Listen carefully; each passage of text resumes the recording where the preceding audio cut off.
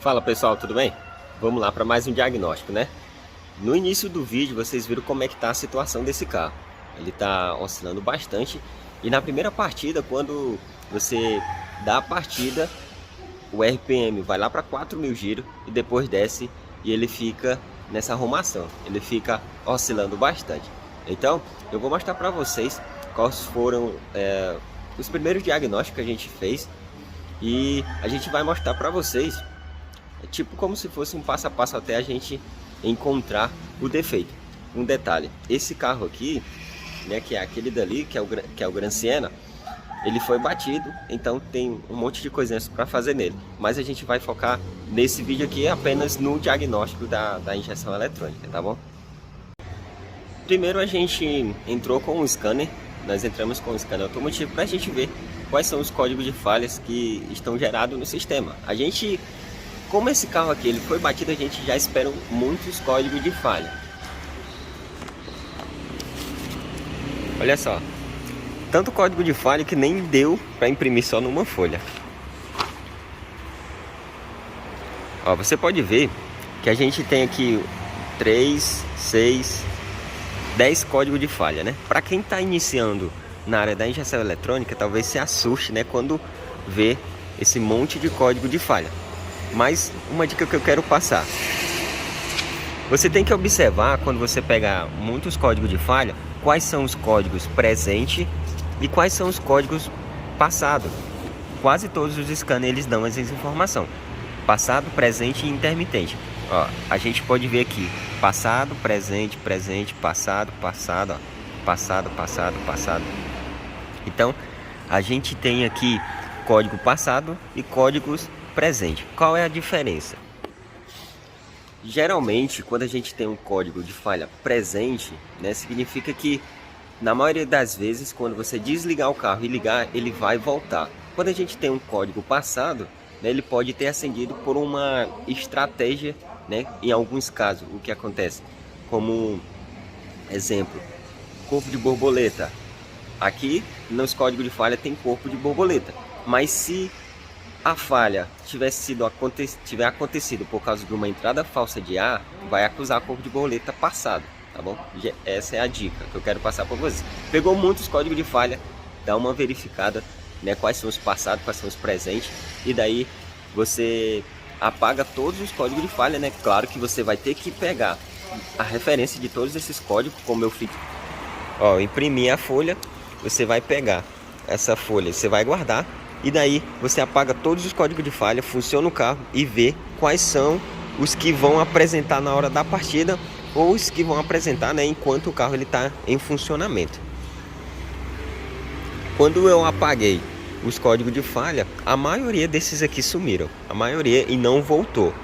Como esse carro ele veio andando, né, ele tirou do lugar onde fez a pintura, ele veio andando, né, consequentemente já acendeu vários outros códigos de falha. Então essa é a minha primeira dica para vocês que estão iniciando na área da injeção eletrônica. Viu um monte de código de falha, repara quais são os presentes, quais são os passados, apaga e observa quais são os que vão aparecer, e daí você dá sequência no diagnóstico. Então vamos dando sequência aqui.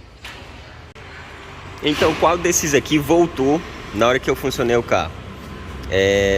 Sensor do ar-condicionado voltou.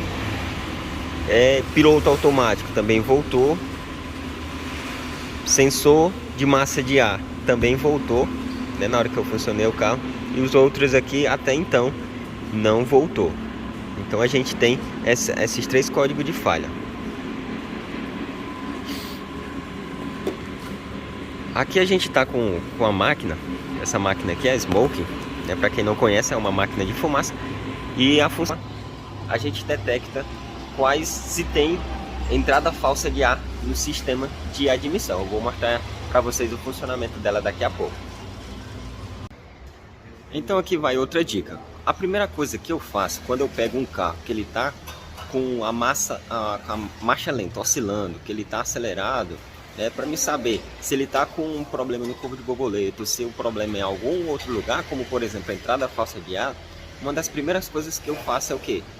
Tiro ali a capa, né, do corpo de borboleta, proteção, e tampo o corpo, coloco a mão lá dentro do corpo, né? Então, se o carro morrer, pode até ser que tenha uma entrada falsa de ar, mas pode ser pouca. Se ele não morrer, significa que a entrada de ar, né, a entrada falsa de ar é muito. Por isso que em alguns casos, quando você entra no sistema e está acusando lá corpo de borboleta, em alguns parâmetros também, como por exemplo massa de ar, MAP, você já dá para ter mais ou menos uma noção que o carro está com entrada falsa de ar e que está entrando em emergência, cortando a aceleração do carro. Então fica atento, né, nesse tipo de diagnóstico. O carro está faltando aceleração, está morrendo, presta bem atenção, não vai condenando logo o corpo. Faz logo isso daqui, né? Esse é um dos primeiros testes que eu faço, né, quando eu pego esse tipo de defeito.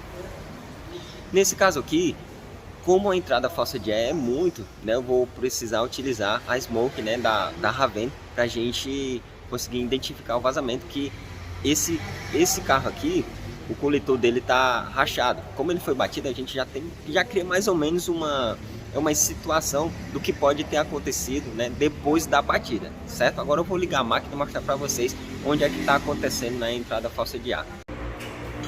Vamos ao teste. A ligação da máquina é bastante simples. A gente liga aqui nos bornes da bateria, negativo e positivo, indicando que a máquina está ligada. Nesse caso aqui eu fiz a remoção do corpo de borboleta para mim colocar a ferramenta. E agora eu vou ligar ela. E onde é que a gente tem que observar o vazamento de ar? A gente vai observar aqui na parte de trás,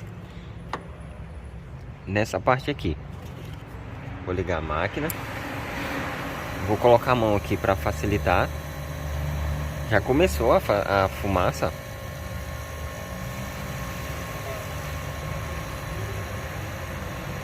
Vamos deixando até criar mais aí uma fumaça.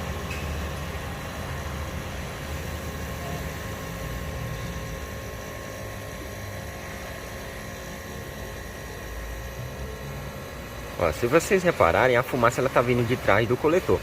Uma das formas de confirmar que o que tá saindo de lá é você colocando a mão lá no ponto onde está saindo a fumaça. Eu vou soprar aqui essa fumaça.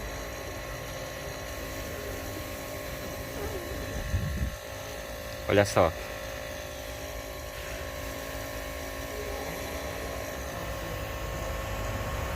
Vocês estão vendo aqui, ó.